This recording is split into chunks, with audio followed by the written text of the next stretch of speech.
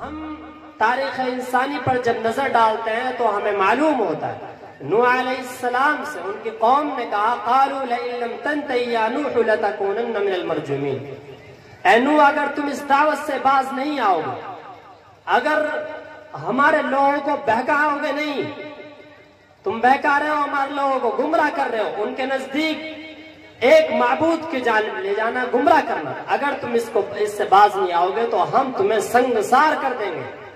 اور یہی کام وہ کیا کرتے تھے، پتھر مارتے تھے، مستقل مارتے تھے۔ یہ ان کا نوح علیہ السلام کے ساتھ ایک معاندانہ اور مخالفانہ سرکشی تھی جس کو بار بار کیا کرتے تھے، اور قرآن نے جس کو بیان کیا۔ ایک وقت ایسا آیا کہ یحییٰ علیہ السلام کو آرے سے چیر دیا گیا اسی دعوت کی بنا پر، اور بار بار وہ اس بات کی گہار لگاتے رہے اور اس بات کی یقین دہانی کراتے رہے کہ وما اسألکم علیہ من اجرا، ہم تم سے کسی اجرت کا مطالبہ نہیں کرتے ہیں، روپے دولت پیسہ ہمیں نہیں چاہیے، ان اجری الا علی اللہ، کہ ہماری اجرت تو اللہ رب العزت کے ذمہ ہے، ہم تو انی لک ناصح امین، ہم تو خیر خواہ ہیں تمہارے۔ لیکن ان کو سمجھ میں نہیں آتی، بہت چند لوگوں نے دعوت قبول کی اور باقی کو سب کو ختم کر دیا گیا، تباہ و تاراج کر دیا گیا، غرقاب کر دیا گیا، ڈبو دیا گیا۔ یہ اللہ رب العزت نے ان تمام اقوام کے ساتھ رکھا ہے یہ سلسلہ جاری جنہوں نے اپنے وقت کے نبی کے ساتھ سرکشی اور معاندانہ حرکتیں کی۔ ان کے بعد ہم دیکھتے ہیں کہ موسیٰ علیہ السلام نے ایک لمبا وقت مصر میں گزارا، اور پھر ایک شخص غلطی سے ایکسپائر ہو گیا، مر گیا، تو اس کی وجہ سے مصر میں تمام فورس ان کے پیچھے لگا دی گئی، آپ کو مصر چھوڑ کر مدائن میں پناہ لینی پڑی۔ اور کیوں؟ جہاں پناہ لی وہ شعیب علیہ السلام تھے، اور شعیب علیہ السلام نے خود ان سے پہلے پناہ لی تھی مدائن میں جا کے مصر سے۔ قرآن بیان کرتا ہے لَنَخْرُجَنَّكَ يَا شُعَيْبُ وَالَّذِينَ آمَنُوا، کہتا ہے کہ اے شعیب ہم تم کو ملک بدر کر دیں گے، نکال دیں گے اپنے ملک سے، اور جو لوگ تمہیں ماننے والے ہیں، ایمان قبول کرنے والے ہیں، ان کو بھی نکال دیں گے۔ اَوْ لَتَعُودُنَّ فِي مِلَّتِنَا، یا گھر واپسی کر جاؤ۔ CANRC سے اس وقت تمہیں بچایا جا سکتا ہے جب تم واپس گھر واپسی کر جاؤ، آریہ سماجی بن جاؤ، یعنی کہ تم معبودان باطلہ کو پوجنا شروع کر دو، بتوں کو، ان پتھروں کو پوجنا شروع کر دو، تب تو ہم تم سے باز رہیں گے، ورنہ تو تمہیں ملک بدر کر دیں گے، اپنے ملک سے نکال دیں گے۔ اور انہوں نے شعیب علیہ السلام کے ساتھ اتنی زیادتی کی کہ آپ کو مصر سے مدائن کی طرف جانا پڑا۔ موسیٰ علیہ السلام نے بھی پناہ لی، اور ایک مدت کے بعد جب اللہ رب العزت نے موسیٰ علیہ السلام کو حکم دیا کہ آپ فرعون کے پاس جاؤ اور انہیں دعوت دو، فَقُولَا لَهُ قَوْلًا لَّيِّنًا، تو آپ نے اس بات کی گزارش کی، اللہ رب العزت سے دعا کی کہ میری زبان میں تھوڑی سی لکنت ہے، میرے ساتھ ہارون کو بھیج دیا جائے بھائی کو۔ تو اللہ رب العزت نے ہارون علیہ السلام کو ان کے ساتھ نبی بنا کر بھیجا، آپ بھی گئے اور وہ دونوں گئے۔ جب گئے تو فرعون کہتا ہے فَعَلْتَ فَعْلَتَكَ الَّتِي فَعَلْتَ وَأَنْتَ مِنَ الْكَافِرِينَ، تم نے تو بڑا جرم کر رکھا ہے اور تم تو ناشکروں میں سے ہو۔ حالانکہ قال أَلَمْ نُرَبِّكَ فِينَا وَلِيدًا وَلَبِثْتَ فِينَا مِنْ عُمُرِكَ سِنِينَ، کہ ایک لمبی مدت تک تم ہمارے پاس رہے ہو، ہم نے تمہاری پرورش کی ہے، ہمارے محل میں تم رہے ہو، اور آج تم ہمیں ہی بتا رہے ہو کہ ایک خدا کو ماننے والے بن جاؤ، اور ہم کس کو مانیں؟ کون ہے وہ خدا؟ تو آپ نے دعوت دی قال رب السماوات والارض، جو زمین و آسمان کا مالک ہے، میں اس کی دعوت دے رہا ہوں۔ پھر آگے انہوں نے قال لمن حوله الا تستمعون، فرعون اپنے حواریوں سے جو پاس میں بیٹھے ہوئے تھے، وزراء جو تھے، ان سے کہنے لگے سن رہے ہو کہ ہمیں دعوت دے رہے ہیں؟ پھر آپ نے دعوت کو جار رکھا، فرمایا قال رب المشرق والمغرب، جو مشرق و مغرب کا رب ہے اس کی طرف میں تمہیں بلا رہا ہوں۔ ان کنتم تعقلون، اگر کچھ عقل ہوگی تو تم مان جاؤ گے، سمجھ جاؤ گے اور ایک رب کو ماننے والے بن جاؤ گے۔ لیکن سمجھنا نہیں تھا۔ آخر کار چونکہ ایک انسیت سی، فرعون کو موسیٰ علیہ السلام سے ایک انسیت تھی، ظاہر ہے کہ ایک لمبے وقت تک وہ محل میں رہے تھے اور تعلق پیدا ہو جاتا ہے، تو ان کو زیادہ کچھ نہیں کہا کہ میں مار دوں گا، ان سے کہا لَأَجْعَلَنَّكَ مِنَ الْمُسْجَنِينَ، جیل میں ڈال دوں گا، اگر تم باز نہیں آؤ گے، ایک رب کی جانب نہیں چھوڑو گے دعوت دینا، تو میں جیل میں ڈال دوں گا، قید خانے میں بند کر دوں گا تم۔ یہ فرعون موسیٰ علیہ السلام سے کہا۔ پھر موسیٰ علیہ السلام کو انہوں نے تھوڑا آگے کر کے کہا کہ یہ بتاؤ، اچھا ہم تمہیں نبی مان لیں، کیا تمہارے پاس ایک نئی ایسی چیز ہے جو ہمارے پاس نہیں ہے؟ تو آپ نے اپنے عصا کو ڈالا اور عصا ایک دم اژدہا بن گیا۔ تو اس وقت میں جادوگری کا بڑا زور تھا، تو فرعون نے کہا کہ یہ تم تو بڑے پکے جادوگر ہو۔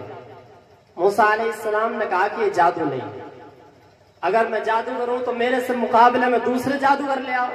تو جادوگر منادی لگائی گئی اور جادوگر بلائے گئے۔ جب جادوگر آ گئے اور ایک لمبا اسٹیج سجایا گیا، جادوگروں نے کہا کہ فرعون اگر ہم بازی لے گئے تو ہمارا کچھ درجہ ہوگا، ہمارا انعام ملے گا، ہمیں نہیں ملے گا۔ تو فرعون نے کہا کہ میں تو تمہیں مقربین میں بنا لوں گا، اپنے جو خاص وزراء ہوں گے ان میں شامل کر لوں گا۔ تو انہوں نے موسیٰ علیہ السلام سے کہا کہ ٹھیک ہے جی ہم شروع کرتے ہیں، آپ شروع کریے۔ تو موسیٰ علیہ السلام نے کہا کہ تمہیں شروع کرو۔ انہوں نے اپنی عصائیں ڈال دی، اپنی رسیاں ڈال دی اور وہ بھی سانپ بن گئے۔ جب وہ بن گئے تو تمام لوگ مبہوت ہو گئے، مرعوب ہو گئے، ڈر گئے، گھبرا گئے۔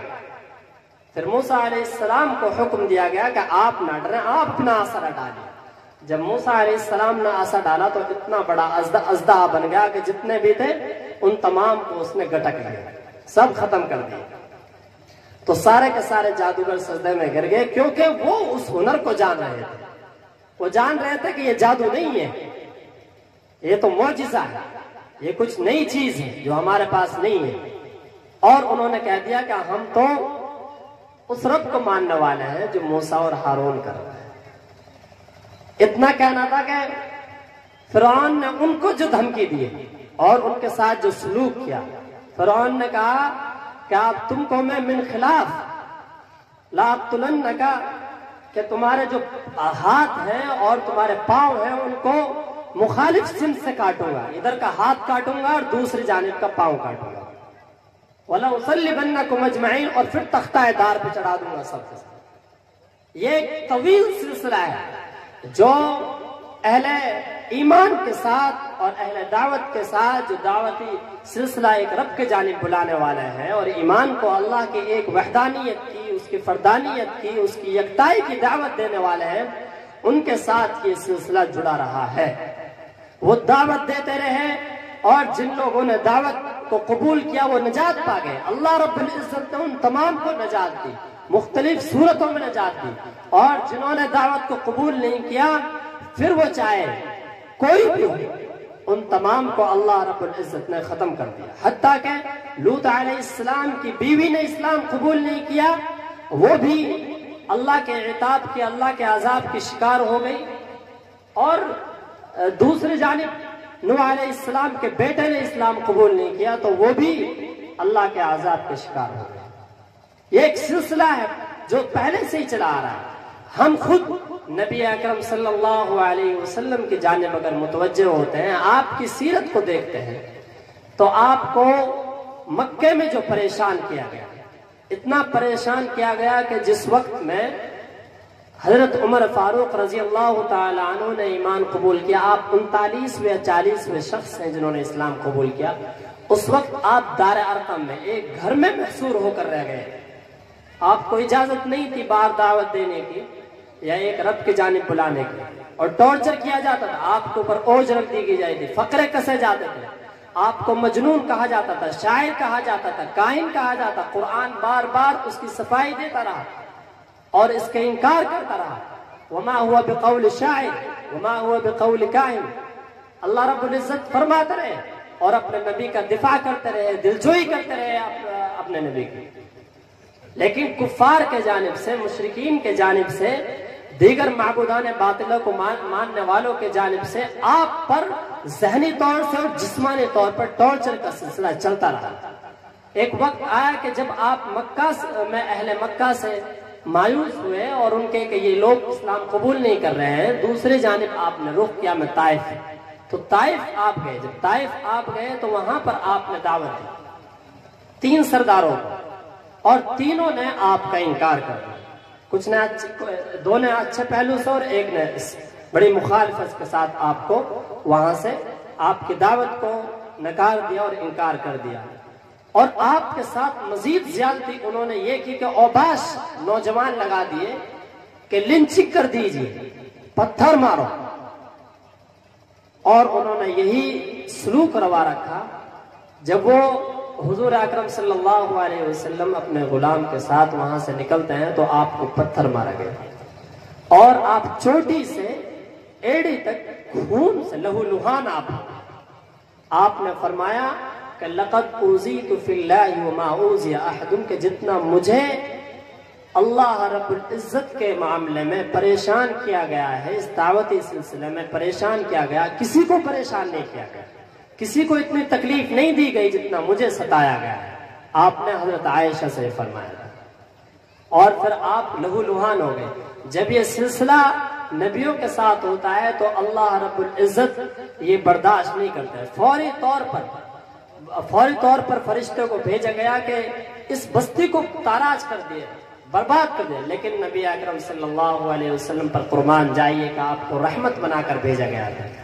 آپ نے انکار کر دیا کہ اللہ رب العزت ان کو اب نہیں تو بعد میں ہدایت سے نواز دیں گے، اور اللہ رب العزت نے پھر طائف میں ایمان کو ڈال دیا اور وہ اہل ایمان بن گئے۔ یہ ایک سلسلہ ہے جو اہل ایمان کے ساتھ شروع سے ہی چلا آ رہا ہے، اور ہم سب کو ممتاز اسی لیے کیا گیا ہے کہ ہم ایک رب کے ماننے والے ہیں۔